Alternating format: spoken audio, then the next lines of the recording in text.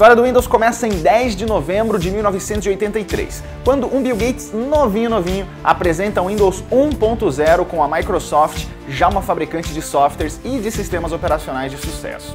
O Windows tinha como diferencial rodar o MS-DOS em uma interface gráfica, que mostrava tudo de forma visual, longe daquela complicação de linhas de código e comandos de texto. O nome diz tudo, você navega em programas abertos em diferentes janelas. O foco era a novidade tecnológica mouse, com barra de scroll, ícones e caixa de diálogo. E olha que curioso, o Windows não podia colocar algumas funções-chave, como lixeira e janelas em sobreposição uma em cima da outra, por um acordo com a Apple. O Macintosh saiu 2 anos antes, ainda com aplicativos da rival. Foi ainda a estreia do jogo Reverse e do lendário Paint, fora calendário, editor de texto e relógio. O Windows 1.0 pedia incríveis 192 KB de RAM para funcionar e saiu oficialmente em 1985. Ele tinha um comercial clássico com Steve Ballmer, que seria o CEO da Microsoft, pilhadaço vendendo o produto. Watch as Windows integrates Lotus 123 with Miami Vice. E sabia que ele não foi um sucesso? Mesmo mais barato que os rivais, ele foi recepcionado de uma forma morna e a dependência do mouse, olha só, foi criticada. O 2.0 aí sim foi elogiado com tudo o que o Bill Gates queria colocar antes. Ele saiu em dezembro de 87 e debutou 2 serviços muito famosos, o Word e o Excel, além do painel de controle. Foi a estreia também do Aldus PageMaker, que já existia no Mac, e abriu as portas para desenvolvedoras terceiras colocarem programas no sistema. Essa liberdade foi o grande trunfo do sucesso inicial da Microsoft, segundo muita gente. A Apple processou a rival por nada menos que 189 possíveis plágios na interface, mas todas as acusações foram negadas. Em 88 saíram as atualizações 2.1, 286 e 386, otimizadas por chips Intel de mesmo nome. E essa foi a primeira vez que um sistema operacional da Microsoft pedia um disco rígido para instalação.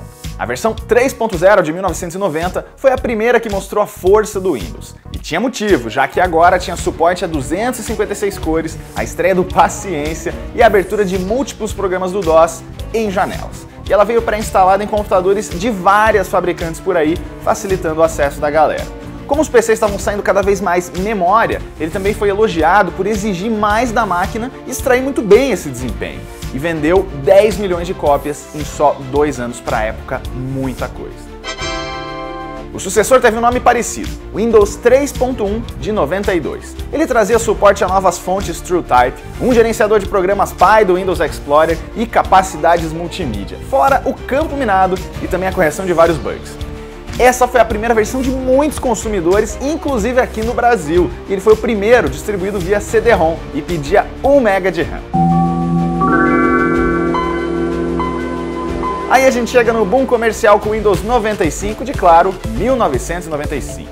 Aqui surgiu nada menos que o menu e o botão iniciar, além da arquitetura 32 bits com interface renovada, a barra de tarefas e o sistema Plug and Play, que acelerava a conexão e instalação de drivers de periféricos. A Microsoft gastou horrores com marketing, incluindo comercial com Start Me Up dos Rolling Stones. Ele teve um pacote Plus de atualizações e em um deles veio o Internet Explorer, o famoso Internet Explorer por motivos bons e ruins. Ele foi embutido nas próximas versões e até por isso virou líder isolado por anos no mercado de navegadores. Foi aí que as acusações de monopólio do setor de sistemas operacionais começaram. Mas o julgamento contra a Microsoft foi só em 2001 e não alterou em nada o mercado. O Windows 98 saiu no ano do seu nome e o lançamento foi tipo dos iPhones hoje em dia, com pessoas madrugando nas filas da loja, saindo correndo para pegar as caixas. A Microsoft preferiu uma atualização com novidades técnicas, sem mexer tanto no time que estava ganhando de interface e de funcionalidades. Ele tinha um clássico som de inicialização, o modo hibernar, suporte para mais de um monitor e o Windows Drive Model, que era o padrão para facilitar a compatibilidade de aparelhos. E tem um momento que é inesquecível, em que o chefão Bill Gates viu ao vivo uma tela azul durante uma demonstração desse novo Windows. Será que esse cara aí do lado ficou no emprego depois? Bom, eu não sei, mas o sistema foi um sucesso e ganhou uma versão levemente aprimorada no ano seguinte, a Second Edition ou SE. Foram várias melhorias, correções e novidades em versões, como o Internet Explorer 5.0 e o DirectX 6.1. Mas eu vou voltar rapidinho para o começo dos anos 90, quando a Microsoft briga com a IBM por causa do lançamento conjunto do OS 2. e termina um duradouro relacionamento que a gente já contou aqui no canal. Como resultado, ela vira competidora da ex-parceira e entra no mercado de sistemas corporativos com Windows NT, New Technology. E é meio confuso, viu? Depois do lançamento do Windows NT 3.1, em 93, vários dos sistemas principais da Microsoft foram baseados nessa família, substituindo a 9X, que começou no 95. O nome foi abandonado com o tempo, trocado pelos Windows Server. E não confunda NT com Windows RT, sigla para a arquitetura Windows Runtime, que saiu em 2012 para sistemas ARM de 32 bits. Ele foi mais usado na família Surface de tablets híbridos e garantia economia de bateria e suporte a vários periféricos, mas foi criticado por, no fim das contas, ser só uma versão meio capadinha do Windows tradicional. Ele foi trocado em definitivo pelo Windows 10 Mobile. Em 2000, a Microsoft apresenta dois sistemas para comemorar a virada. Tinha o Windows 2000, que era mais voltado para o mercado corporativo e de servidores, e o Millennium Edition, ou ME, do público consumidor. Essa foi a primeira versão duramente criticada pelo público. Reza a lenda que a equipe de marketing da Microsoft foi a que mais tomou decisões nessa build, e aí foi um erro atrás do outro. Ele era extremamente instável, cheio de bugs e travadas, problemas na instalação de programas, erros na hora de ligar e desligar e aquela boa e velha tela azul toda hora. Só que não era tudo ruim não, viu? Já que a gente teve as estreias do Movie Maker, do autocompletar no Windows Explorer e do Media Player 7, que começou a chamar atenção para o programa. Ele foi uma edição histórica também por ser a última baseada no MS-DOS e da linha Windows 9X. Pelo menos o fracasso do Millennium Edition ajudou a imortalizar a versão seguinte, nada menos que o Windows XP. Lançado em 2001 e significando Experience, ele apresentou um visual mais arredondado, colorido e sem diferenciação entre as versões Business e do consumidor. Ele era extremamente customizável em cores e temas, cada um deixava a área de trabalho, os ícones do jeito que queria. E tinha aquele papel de parede padrão clássico, que é a foto de uma planície em Sonoma, nos Estados Unidos. Ainda foi a época do auge do MSN Messenger e tinha aquele viciante jogo de pinball espacial. Foi um sucesso absurdo com mais de 1 bilhão de ativações. Ainda hoje ele continua crescendo, acredite se quiser, mesmo que, claro, lentamente, né? O suporte só acabou em 2014 de tanta gente que usava e a Microsoft ainda tenta, hoje, fazer o povo migrar, porque o XP é cheio de falhas exploradas atualmente e não tem mais atualizações de segurança. E falando em segurança, ele foi o primeiro a controlar as cópias de ativação e avisar se o seu Windows era ou não pirateado com aquele sinal da estrelinha que eu tenho certeza que você já viu.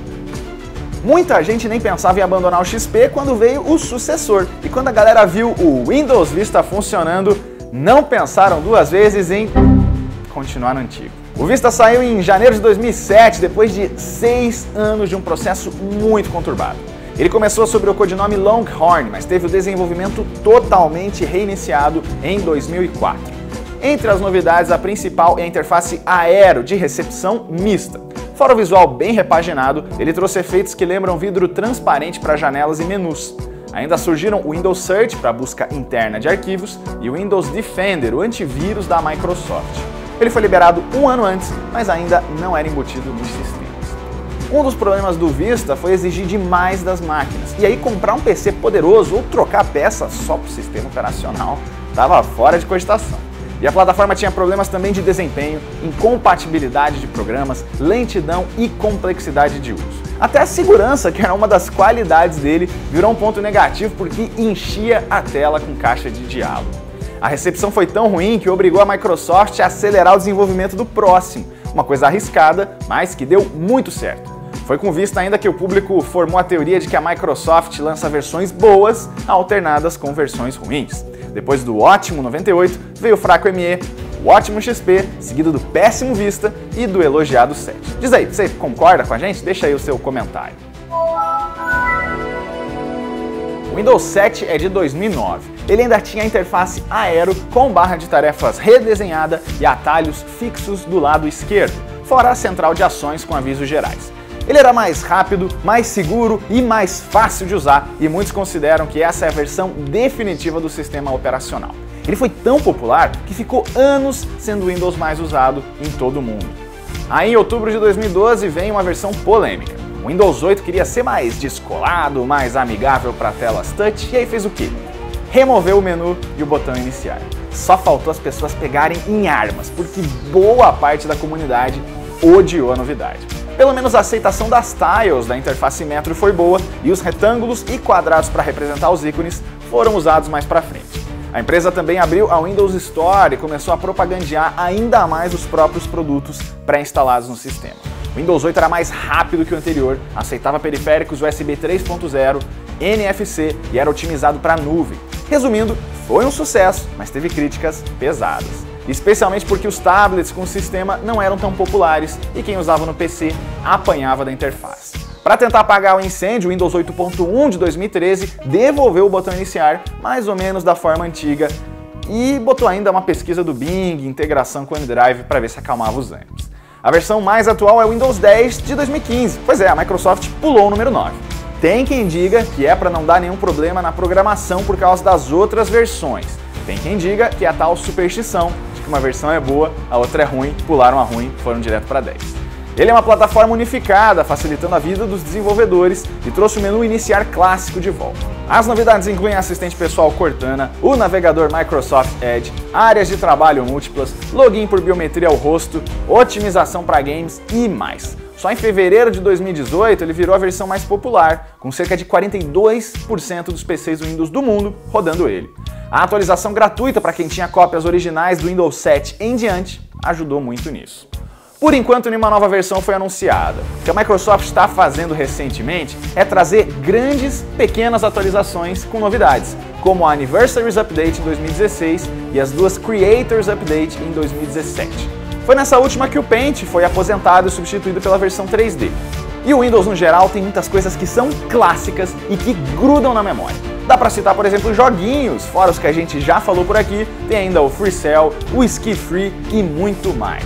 Tem ainda os descansos de tela ou screensavers que começaram no Windows 3.1 para impedir que os monitores de tubo sofressem com o chamado efeito burn-in. Tem vários deles que são clássicos, tipo o do labirinto, o dos canos coloridos e o do texto da sua escolha que ficava ali voando na tela, tenho certeza que você lembra. A Microsoft ainda mantém de forma tímida uma plataforma chamada Windows IoT para dispositivos caseiros serem controlados em um só ambiente.